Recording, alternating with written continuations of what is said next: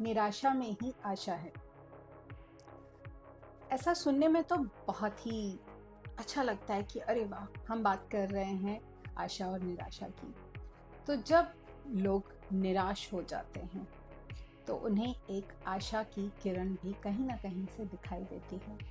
नमस्कार, मैं हूं डॉक्टर रचना और आज हम अपनी दूसरी कहानी के बारे में बात करेंगे, जो स्पेशली उन लोगों के लिए है जो निराश हो चुके होते हैं कि अब हम कैसे सफलता को पाएंगे।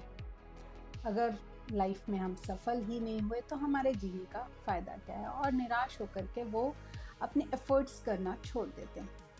उन एफर्ट्स को वापस हमें कैसे शुरू करना है, और आप निराश ना हो, या कोई भी आपका दोस्त हो सकता है निराश ना हो, उसके लिए आज की कहानी आपके सामने रख रही हूँ।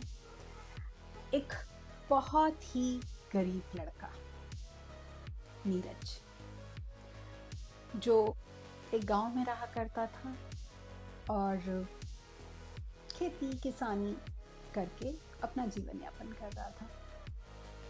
बस ऐसे ही उसके दिन कट रहे थे। ईश्वर से हमेशा प्रार्थना किया करता था कि हे भगवान, तुमने मुझे ऐसे कैसे दिन दिखाए कि मैं इतना गरीब हूँ कि मैं 2 जून की रोटी भी नहीं कमा पाता हूँ। और इस तरह के विचार के साथ में वो रह रहा था और ग्रेजुअली अपनी लाइफ को पास ऑन कर रहा था। उसकी वाइफ थी ऋतु। ऋतु बसंत ऋतु की तरह, जैसे कि उसका नाम है, बहुत ही समझदार थी। वो हमेशा उसे समझाती कि नहीं देखो, ऐसा नहीं है, ईश्वर ने हमें जो भी दिया है हमारे संपूर्ण है। बट वो हमेशा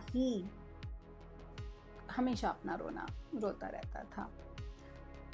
ये बात हमेशा याद रखने वाली होती है, जैसा कि मैं समझ पाती हूँ या मैं फील करती हूँ कि अगर हम किसी चीज़ का बहुत ज़्यादा रोना रोते हैं, अगर आप बार बार यही कहेंगे कि हे भगवान, तुमने मेरे साथ ये क्या किया, तो भगवान भी कहेगा कि भाई तुम तो खुद करते नहीं हो, हमेशा मुझसे ही एक्सपेक्टेशन रखे रहते हो कि भाई मैं ही तुम्हारे लिए कुछ कर दूँ। तो भगवान भी सुन सुन के परेशान हो जाते हैं। तो इस तरह से उसके यहाँ उस साल सूखा पड़ गया। उसने जो फसल बोई थी वो सारी फसल खराब हो गई। अब बहुत ज़्यादा निराश हो गया। उसने फिर भगवान को कोसना शुरू कर दिया कि हे भगवान, तुमने ये क्या कर दिया। रितु ने उसे समझाया कि जो तुम निराश हो रहे हो ना, उसी के अंदर आशा छिपी हुई है। तुम फिर से कोशिश करो। ये ज़रूरी नहीं है कि अगर खेती तुम्हारा काम नहीं बन रहा है तो तुम और कोई काम नहीं कर सकते। तुम दूसरा कोई काम करो, तुम्हें सफलता ज़रूर मिलेगी। क्योंकि अगर तुम यहाँ बैठ कर के रोना ही रोते रहोगे तो तुम कुछ नहीं कर पाओगे। हमेशा याद रखें, जब आप किसी बात का अगर रोना रोते रहते हैं और आप कंटिन्यूस उस बात पर टिके रहते हैं कि भाई मेरे साथ ऐसा हो गया, मेरे साथ ऐसा हो गया, तो डेस्टिनी, जो ब्रह्मांड है, वो भी इस बात को सुन सुन करके कि भाई इसका तो हमेशा रोना चालू रहता है। तो चलिए हम आगे वापस कहानी पर आते हैं। बस ऋतु के कहने पर वो शहर आ जाता है और एक नए सिरे से जिंदगी को शुरुआत करने की सोचता है। पर उसे तो ऐसा कोई काम नहीं आता था जिसके बलबूते पर वो कुछ कर पाए। लेकिन उसके पास में एक चीज थी, नॉलेज। उस खेती किसानी का नॉलेज जो वो अपने गांव में किया करता था। तो उसने एक केंद्र खोला, कृषि केंद्र। वहाँ पर उसने 2 लोगों को, 4 लोगों को नॉलेज देना शुरू किया। अब तो भाई उसकी बड़ी प्रशंसा होने लगी कि भाई ये तो बड़ा ही काम का बंदा है, इसको तो बड़ा ही नॉलेज है। और वो उसके नॉलेज से लोगों को बहुत ज़्यादा बेनिफिट होने लगा। बस जो व्यक्ति इतना ज़्यादा निराश होता था, इतना ज़्यादा दुखी रहता था, उसे लगा कि अरे, ये तो मेरे हाथ में सफलता हाथ लग गई और लोगों को मेरा काम भी पसंद आ रहा है। उसने कहा चलो इसी काम को मैं अपने गांव में वापस जाकर के करता हूँ। सूखा पड़ा है, कोई बात नहीं। उसने एक ट्रिक सोची। उसने जब उस समय पर ट्यूबवेल्स नहीं हुआ करते थे, उसने पानी का स्रोत निकाला और कुएं के माध्यम से ट्यूबवेल को शुरू किया, और इस तरह से उसकी फसल जो थी वो भी ठीक हो गई।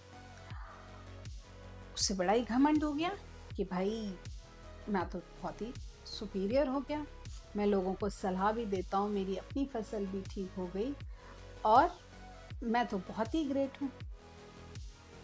तभी उसकी पत्नी ने, ऋतु ने उससे कहा कि तुम भूल गए कि तुम्हें आज का जो ये दिन देखने को मिला है वो कैसे मिला है। अगर तुम इस तरह का घमंड करोगे तो तुम्हारे पास जो ये सफलता आई है वो वैसे ही वापस चली जाएगी। तो निराशा में तुम डूबे हुए थे, पर उसमें भी तुमने आशा रखी और तुमने खुद से, अपने से कोशिश करके यहाँ तक तुम पहुँच गए। अगर अब तुम अहंकार और प्राउड करोगे अपने ऊपर, तो ये ज़रूरी नहीं है कि डेस्टिनी कब तक तुम्हारा साथ देगी। उसको बात समझ आ गई कि भाई ये ठीक कह रही है, इसमें मेरा कुछ भी नहीं है।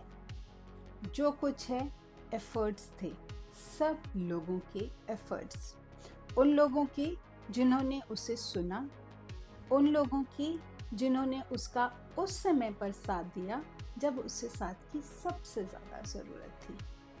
तो moral of the story is that कि जब भी हम कोई भी काम करने जाते हैं और हो सकता है उसमें हमें निराशा हाथ लग रही हो, कोई बात नहीं, आज नहीं तो कल, कल नहीं तो परसों सफलता मिलेगी ज़रूर। बस उसके आने का, उसको वेलकम करने का इंतज़ार करिए, वो ज़रूर आएगी और आपके कदम ज़रूर छुएगी। तो इसी कहानी के साथ हाँ, मैं फिर से आपसे पूछना चाहूँगी कि आपको बताना है मुझे कि ये एक रियल स्टोरी थी, तो ये किसकी रियल स्टोरी थी। उसके बाद मैं आपको नेक्स्ट एपिसोड में बताऊंगी कि आज के एपिसोड की, सेकंड एपिसोड की रियल स्टोरी किसकी थी। आप मुझे ज़रूर मैसेज करके, फीडबैक देके बता सकते हैं कि ये किसकी रियल स्टोरी थी और क्या आपको इससे कुछ सीखने को मिला। जो लोग निराशा में डूबे हुए हैं, क्या उन्हें एक आशा की किरण नज़र आई। So don't forget, like, comment and subscribe channel doctor Rachna Yadav. नमस्कार।